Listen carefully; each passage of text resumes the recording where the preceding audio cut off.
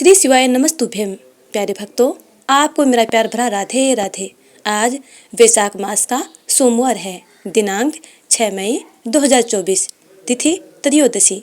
आज हम सुनपान करेंगे सोमवार व्रत कथा और वीडियो के अंत में सुनेंगे गणपति बप्पा की कथा।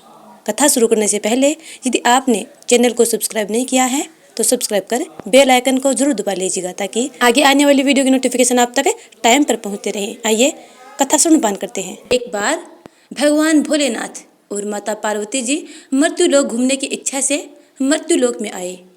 यहाँ माता पार्वती व भगवान शंकर जी मृत्युलोक में घूमते घूमते विदर्भ देशांतर्गत अमरावती नामक नगरी पहुँचे, जो कि बहुत ही सुंदर थी। यहाँ उन्होंने देखा कि अमरावती नगरी अमरपुरी के दृश्य सभी प्रकार के सुखों से परिपूर्ण थी। उस नगरी में राजा द्वारा बनवाया हुआ बहुत सुंदर भगवान भोलेनाथ जी का मंदिर भी था। उस मंदिर में भगवान भोलेनाथ जी और माता पार्वती निवास करने लगे।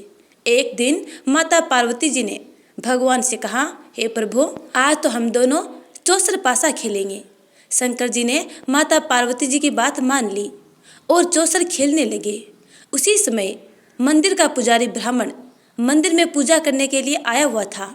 माता ने ब्राह्मण को देखकर एक प्रश्न किया कि पुजारी जी बताओ कि इन बाजी में दोनों में से किसकी जीत होगी और किसकी हार होगी।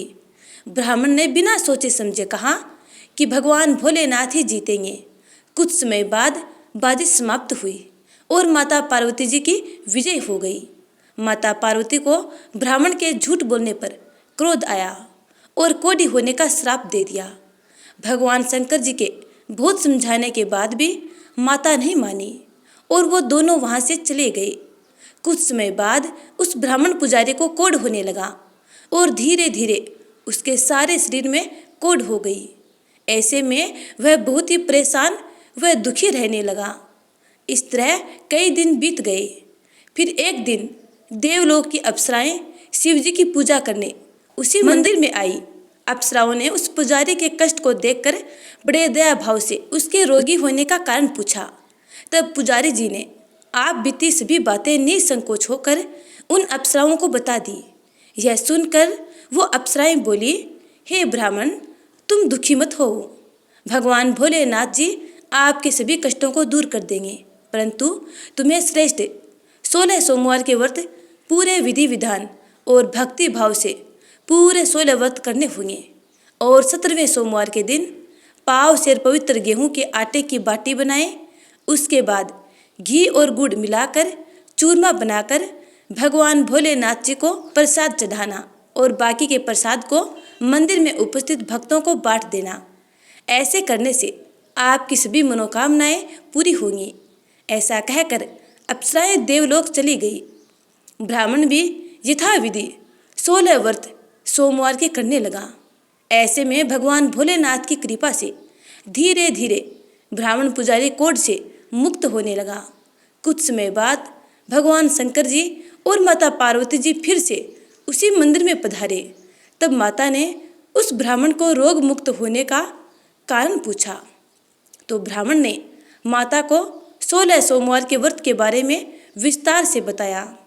ब्राह्मण की बात सुनकर माता पार्वती जी बेहद प्रसन्न हुई और पुजारी से 16 सोमवार के व्रत की विधि भी पूछी। उसी दिन से माता पार्वती जी भी 16 सोमवार व्रत करने लगी और लगातार 16 व्रत किए। ऐसे में उनकी मनोकामनाएं पूरी हुई। उनके रूठे पुत्र स्वामी कार्तिकेय जी स्वयं ही माता के आज्ञाकारी हो गए। फिर एक दिन कार्तिकेय को अपना विचार परिवर्तन होने का रहस्य जानने की इच्छा हुई और वह अपनी माता के पास आए और बोले कि आपने ऐसा क्या उपाय किया जिससे मेरा मन आपकी ओर आकर्षित हो गया। तब माता पार्वती जी ने उन्हें 16 सोमवार कथा सुनाई। तब कार्तिकेय ने अपनी माता से कहा, इस व्रत को मैं भी करूँगा क्योंकि मेरा प्रिय मित्र ब्राह्मण दुखी दिल से प्रदेश गया है। हमें उससे मिलने की बहुत इच्छा होती है। फिर कार्तिकेय जी ने 16 सोमवार के व्रत पूरे विधि विधान से किए और उनकी भी इच्छा पूरी हो गई। उन्हें अपना प्रिय मित्र मिल गया। तब उसके मित्र ने इस आकस्मिक मिलन का भेद कार्तिकेय जी से पूछा तो वे बोले, हे मित्र, हमने तुम्हारे मिलने की इच्छा से 16 सोमवार के व्रत किए थे। अब तो उस ब्राह्मण मित्र को अपने विवाह की बड़ी इच्छा हुई और वह भी 16 सोमवार व्रत पूरे विधि विधान से करने लगा। एक दिन वह किसी काम से विदेश गया और वहाँ के राजा ने अपनी पुत्री का स्वयंवर रखा था। उस राजा ने राजकुमारी के विवाह के लिए यह शर्त रखी थी कि जिस राजकुमार के गले में सब प्रकार से श्रृंगारित यह हथीनी माला डालेगी, मैं उसी के साथ अपनी बेटी का विवाह करूँगा। भगवान शिव जी की कृपा से ब्राह्मण भी उस स्वयंवर को देखने के लिए एक ओर बैठा हुआ था। उसी समय हथीनी वहाँ पर आई और उस ब्राह्मण के गले में जयमाला डाल दी।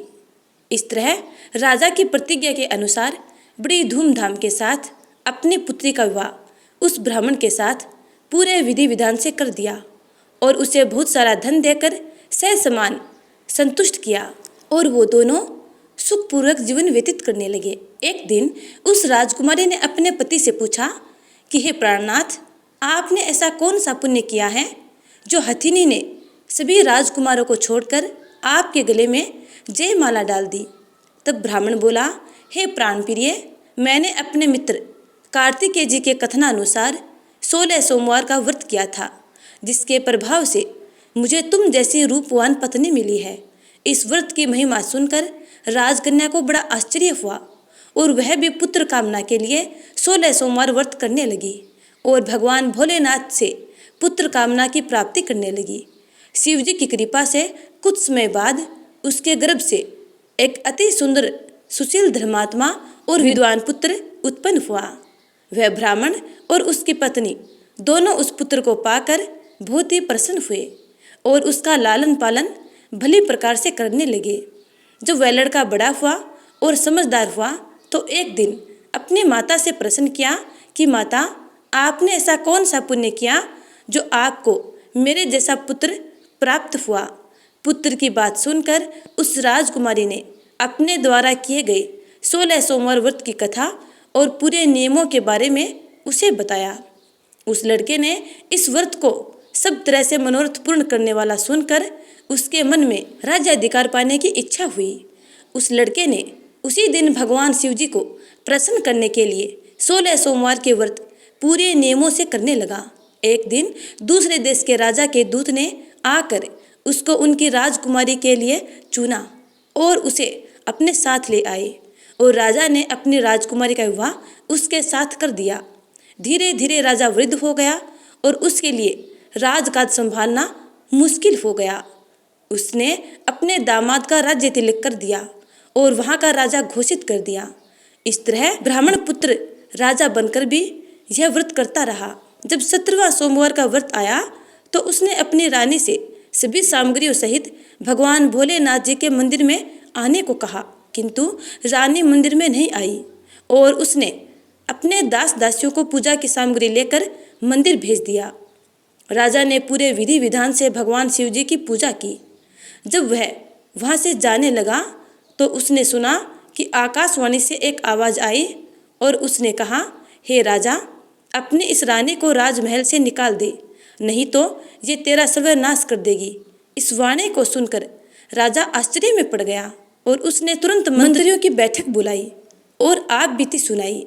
मंत्री आदि सभी बड़े विस्मय और दुख में डूब गए, क्योंकि जिस कन्या के साथ राज्य मिला है, राजा उसी को राज्य से निकालने का जाल रच रहा है। यह कैसे हो सकेगा। अंत में राजा ने अपनी रानी को राजमहल से निकाल दिया। रानी दुखी हृदय से अपने भाग्य को कोसती हुई अपने राज्य से बाहर चली गई। बिना चप्पलों के और फटे वस्त्र पहने भूखी प्यासी धीरे धीरे चलकर एक नगर में जा पहुंची। उस नगर में एक बुढ़िया रोज सूत काट कर बेचने जाती थी। रानी की करुण दशा देख बुढ़िया बोली, तू मेरे साथ चल, मेरे सूत बिकवा दे, मैं वृद्ध हूँ, भाव नहीं जानती। यह सुनकर रानी बुढ़िया के सिर से सूत की गठरी उतारकर अपने सिर पर रख ली। अचानक से आंधी आई और बुढ़िया के सभी सूत हवा में उड़ गए। बेचारी बुढ़िया बहुत पछताई और रानी से कहा कि दूर रहना मेरे से। अब रानी एक तेली के घर गई और काम मांगने लगी कि अचानक से उस तेली के सभी मटके शिवजी के प्रकोप से चटक गए। ऐसी दशा देखकर उस तेली ने रानी को अपने घर से निकाल दिया। इस प्रकार रानी अत्यंत दुख पाती हुई एक नदी के तट पर गई तो देखा कि नदी अचानक सूख गई। उसके बाद रानी एक वन में गई। वहां जाकर उसने एक सरोवर देखा और वह पानी पीने के लिए सरोवर की सीढ़ी उतरी और पानी पीने के लिए जैसे ही अपने हाथों को आगे बढ़ाया तो देखा कि सरोवर का पानी नील कमल के सदृश जल असंख्य कीड़ों में गंदा हो गया, यानी उस जल में कीड़े ही कीड़े पनपते दिखाई दिए। रानी ने अपने भाग्य का दोषारोपण करते हुए उस सरोवर का जल पीकर अपनी प्यास बुझाई। आराम करने के लिए एक पेड़ की शीतल छाया में विश्राम करने के लिए लेटी तो देखा उस पेड़ की सभी पत्तियां झड़ गई। ऐसे में रानी जिस पेड़ के नीचे जाती उसी पेड़ की पत्तियां अपने आप झड़ जाती। वन, सरोवर और पेड़ों की ऐसी दशा देखकर गाय चराते हुए ग्वालों ने अपने गुसाई यानी स्वामी जी से सभी बातें बता दी। गुसाई जी के आदेशानुसार ग्वाले रानी को पकड़कर गुसाई जी के पास ले आए। रानी की मुख कांति और शरीर शोभा देखकर गुसाई जी जान गए कि यह कोई विधि की गति की मारी कुलीन अबला है। ऐसा सोचकर गुसाई जी ने रानी से कहा कि हे पुत्री, मैं तुमको पुत्री समान रखूंगा। तुम मेरे आश्रम में ही रहो और मैं तुम्हें किसी प्रकार का कष्ट नहीं होने दूंगा। गुसाई जी से ऐसे वचन सुनकर रानी को थोड़ी धीरज मिली और वह आश्रम में ही निवास करने लगी। आश्रम में रानी खाना बनाती तो उसके खाने में कीड़े पड़ जाते और जब वह पानी भरने जाती तो उसमें भी कीड़े कीड़े हो जाते। अब तो गुसाई जी भी बड़े दुखी हो गए और रानी से बोले कि बेटी, तेरे पर कौन से देवता का कोप है जिससे तेरी ऐसी दशा है। गुसाई जी की बात सुनकर रानी ने अपने पति के साथ भगवान शिव जी की पूजा नहीं करने की पूरी कथा सुनाई। रानी की बात सुनकर गुसाई जी ने उसे इस कोप से मुक्त होने के लिए 16 सोमवार व्रत की कथा पूरे विधि विधान से करने को कहा।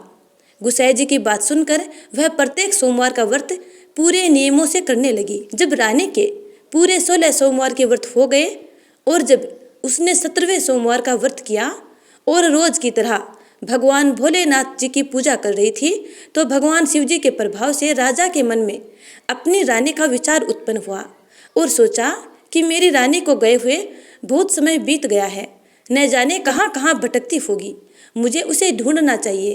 राजा ने यह सोचकर अपनी रानी की तलाश में चारों दिशाओं में अपने सैनिकों को भेजा। सैनिक अपनी रानी को ढूंढते हुए गुसाई जी के आश्रम में आ पहुंचे। सैनिक अपनी रानी को वहां पाकर पुजारी जी से अपनी रानी को साथ भेजने के लिए कहा, किंतु गुसाई जी ने मना कर दिया और सैनिक चुपचाप लौट गए। राजा को सभी बातें बताई। तब राजा स्वयं रानी को लेने गुसाई जी के आश्रम पर आए और पुजारी जी से प्रार्थना करते हुए बोले, महाराज, जो देवी आपके आश्रम में रहती हैं वो मेरी पत्नी है। शिव जी के कोप से मैंने इसका त्याग कर दिया था। अब इस पर से भगवान शिव जी का कोप शांत हो गया है, इसलिए मैं इसे लेने के लिए आया हूँ। आपकी आज्ञा हो तो मैं इसे ले जा सकता हूँ। गुसाई जी ने राजा के वचनों को सत्य समझकर रानी को राजा के साथ जाने की आज्ञा दे दी। गुसाई जी की आज्ञा पाकर रानी अपने पति के साथ अपने राज्य के लिए चल दी। रानी के आने की खबर पाकर राज्य के निवासी अनेक प्रकार के बाजे बजाने लगे। नगर के दरवाजे पर तोरण बंधनवारों से विविध विधि से नगर को सजाया। नगर में घर घर में मंगल गान होने लगे। पंडितों ने विविध वेद मंत्रों का उच्चारण करके अपनी रानी का स्वागत किया। इस प्रकार रानी ने अपनी राजधानी में पुनः प्रवेश किया। राजा ने अपनी रानी के आने की खुशी में ब्राह्मणों को अनेक प्रकार के दान आदि देकर संतुष्ट किया। याचकों को धन धान्य दिया और पूरी नगरी में जगह जगह सदा व्रत खुलवाए, जहाँ भूखों और गरीबों को खाने को मिला। इस प्रकार राजा रानी भगवान भोलेनाथ जी की कृपा से सभी प्रकार के सुख भोगते हुए और 16 सोमवार व्रत की कथा करते रहे। अंत में अनेक प्रकार के सुख भोगते हुए शिवपुरी को प्राप्त हुए। इसी कारण कहते हैं कि जो भी मनुष्य भगवान भोलेनाथ जी की भक्ति मन वचन कर्म द्वारा 16 सोमवार के व्रत पूरे विधि विधान से करेगा, वह इस मृत्यु लोक से समस्त सुख को भोग कर अंत में भगवान के चरणों में शिवपुरी को प्राप्त होगा। और इस व्रत के करने से सभी मंगल कामनाएं पूरी होती हैं। अब सुनते हैं दूसरी कथा। किसी नगर में एक धनी व्यापारी रहता था। दूर दूर तक उसका व्यापार फैला हुआ था। नगर के सभी लोग उस व्यापारी का सम्मान किया करते थे। इतना सब कुछ संपन्न होने के बाद भी वह व्यापारी बहुत दुखी था, क्योंकि उसका कोई पुत्र नहीं था, जिस कारण अपने मृत्यु के पश्चात व्यापार के उत्तराधिकारी की चिंता उसे हमेशा सताती रहती थी। पुत्र प्राप्ति की इच्छा से व्यापारी प्रत्येक सोमवार भगवान शिव की व्रत पूजा किया करता था और शाम के समय शिव मंदिर में जाकर शिव जी के सामने घी का दीपक जलाया करता था। उसकी भक्ति देखकर माँ पार्वती प्रसन्न हो गई और भगवान शिव से उस व्यापारी की मनोकामना पूर्ण करने का निवेदन किया। भगवान शिव बोले, इस संसार में सबको उसके कर्म के अनुसार फल की प्राप्ति होती है। जो व्यक्ति जैसा कर्म करता है उन्हें वैसा ही फल प्राप्त होता है। शिवजी द्वारा समझाने के बावजूद माँ पार्वती नहीं मानी और उस व्यापारी की मनोकामना पूर्ण करने हेतु वे शिवजी से बार बार अनुरोध करती रही। अंततः माता के आग्रह को देखकर भगवान भोलेनाथ को उस व्यापारी को पुत्र प्राप्ति का वरदान देना ही पड़ा। वरदान देने के पश्चात भोलेनाथ माँ पार्वती से बोले, आपके आग्रह पर मैंने पुत्र प्राप्ति का वरदान तो दे दिया, परंतु उसका यह पुत्र 16 वर्ष से अधिक समय तक जीवित नहीं रहेगा। उसी रात भगवान शिव उस व्यापारी के सौपन में आए और उसे पुत्र प्राप्ति का वरदान दिया और उसके पुत्र के 16 वर्ष तक जीवित रहने की बात भी बताई। भगवान के वरदान से व्यापारी को खुशी तो हुई, लेकिन पुत्र की अल्पायु की चिंता ने उस खुशी को नष्ट कर दिया। व्यापारी पहले की तरह सोमवार के दिन भगवान शिव का विधिवत व्रत करता रहा।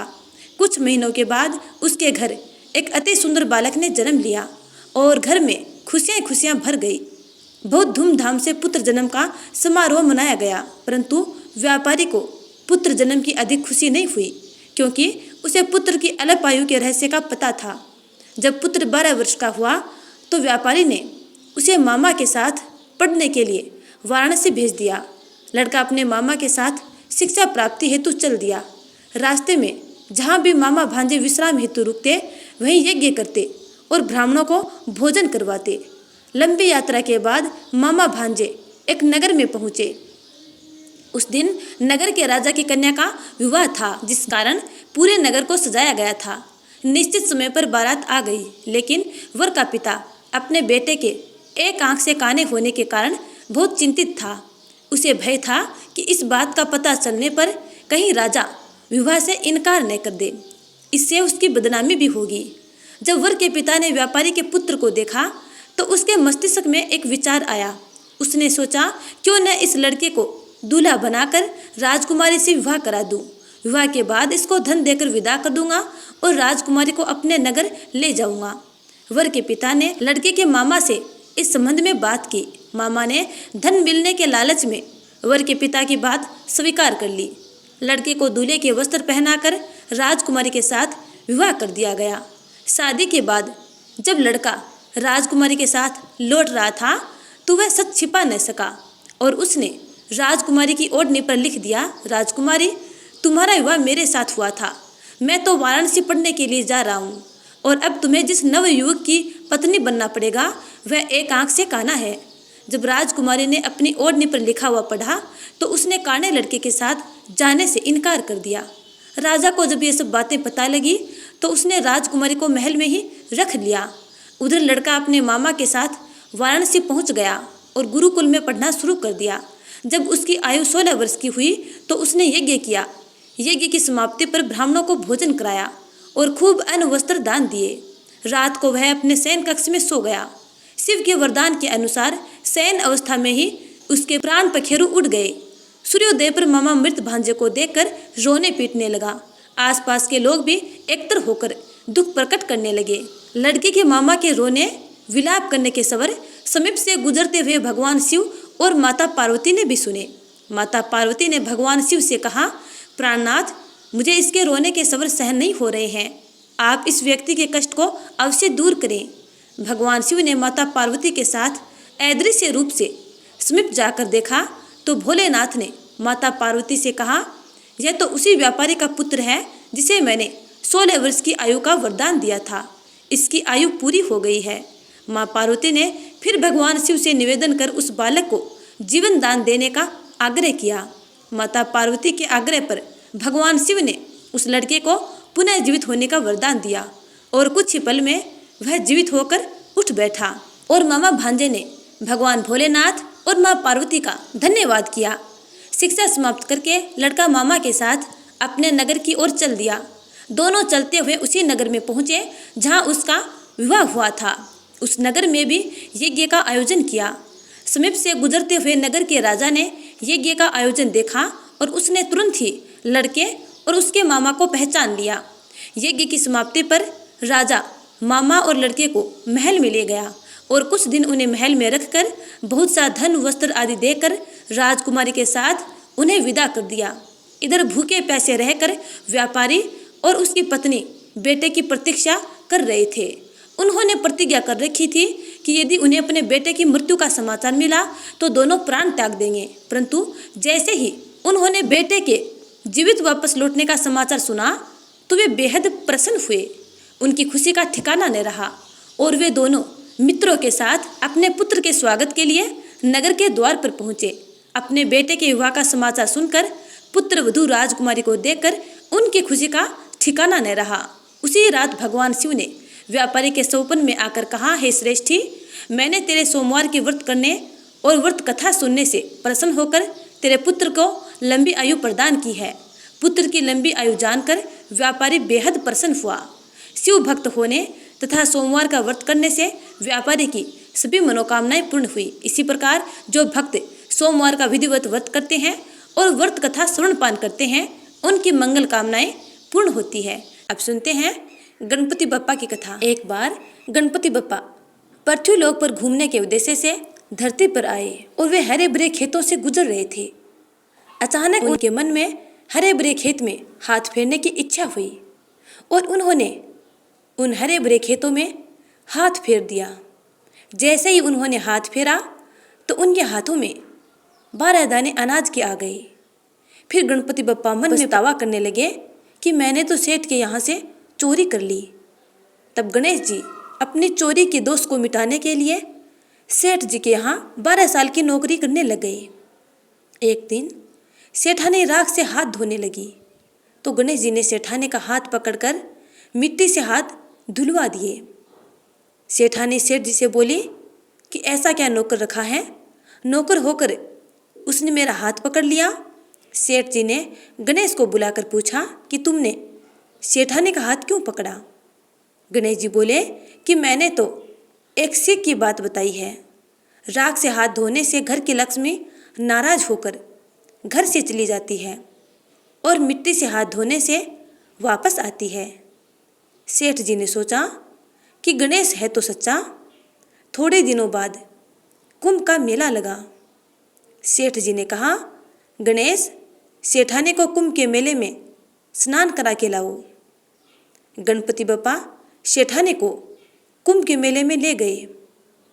वहाँ जाने के बाद सेठानी किनारे पर बैठकर नहा रही थी। तब गणपति बप्पा उनका हाथ पकड़कर आगे डुबकी लगवा लाए। घर आकर सेठानी ने सेठ से कहा कि गणेश ने तो मेरी इज्जत ही नहीं रखी और इतने सारे आदमियों के बीच में मुझे घसीट कर आगे पानी में ले गए। तब सेठ जी ने गणेश जी से पूछा, ऐसा क्यों किया तूने। गणेश जी ने कहा कि सेठानी किनारे बैठकर गंदे पानी से नहा रही थी तो मैं आगे अच्छे पानी में डुबकी लगवा कर ले आया। इससे अगले जन्म में बहुत बड़े राजा और राजपाट मिलेगा। सेठ जी ने सोचा कि गणेश जी है तो सच्चा। एक दिन घर में पूजा पाठ हो रही थी, हवन हो रहा था। सेठ जी ने गणेश को कहा कि जाओ सेठानी को बुला कर ले आओ। गणेश सेठानी को बुलाने गया तो सेठानी काली चुनरी ओढ़कर चलने लगी तो गणेश ने तुरंत काली चुनरी फाड़कर फेंक दी और कहा कि लाल चुनरी ओढ़कर चलो। सेठानी नाराज होकर सो गई। सेठ जी ने आकर पूछा, क्या बात है। तो सेठानी बोली कि गणेश ने मेरी चुनरी फाड़ कर फेंक दी। सेठ जी ने गणेश को बुलाकर बहुत डांटा और कहा, तुम बहुत बदमाशी करते हो। तो गणेश जी ने कहा, पूजा पाठ में काला वस्त्र नहीं पहनते हैं, इसलिए मैंने लाल वस्त्र के लिए कहा। काला वस्त्र पहनने से कोई भी शुभ कार्य सफल नहीं होता है। फिर सेठ जी ने सोचा कि गणेश है तो समझदार। एक दिन सेठ जी पूजा करने लगे तो पंडित जी ने बोला कि वो गणेश जी की मूर्ति लाना भूल गए, अब क्या करें। गणेश जी बोले कि मेरे को ही मूर्ति बनाकर विराजमान कर लो, आपके सारे कार्य सफल हो जाएंगे। यह बात सुनकर सेठ जी को बहुत गुस्सा आया और वे बोले कि तुम तो अब तक सेठानी से ही मजाक कर रहे थे, आज मेरे से भी करने लग गए। गणेश जी ने कहा, मैं मजाक नहीं कर रहा हूँ, मैं सच बात कह रहा हूँ। इतने में ही गणेश ने गणेश जी का रूप धारण कर लिया। सेठ और सेठानी गणेश जी के चरणों में गिर गए और क्षमा याचना करने लगे। इसके बाद गणपति बप्पा ने उन्हें क्षमा कर दिया और वे दोनों गणपति बप्पा की पूजा आराधना करने लगे। पूजा खत्म होते ही गणेश जी वहाँ से अंतर ध्यान हो गए। सेठ सेठानी को बहुत दुख हुआ। उन्होंने कहा कि हमारे पास तो साक्षात गणेश जी रहते थे और हमने उनका ही अपमान कर दिया और उनसे इतना काम करवाया। इस प्रकार वे दोनों पश्चाताप करने लगे। गणपति बप्पा ने उनको देखा और सोचा कि ये दोनों पश्चाताप की अग्नि में जल रहे हैं। तब गणपति बप्पा सेठ जी के सौपन में आए और कहा कि आपके खेत में से मैंने 12 अनाज के दाने तोड़ लिए थे, उसी का दोष उतारने के लिए मैंने आपके यहाँ काम किया था। आप दोनों को पश्चाताप करने की कोई आवश्यकता नहीं है, क्योंकि मैं तो अपने दोष का भार उतार रहा था। और गणपति बप्पा बोले कि आज के बाद आपके घर में किसी प्रकार की कोई कमी नहीं रहेगी। इस प्रकार कहकर गणपति बप्पा अंतर ध्यान हो गए। सेठ जी जब प्रातःकाल उठे तो उन्होंने देखा कि उनके घर की जगह करोड़ों का महल बन गया था। हीरे मोती जवाहरात चमक रहे थे।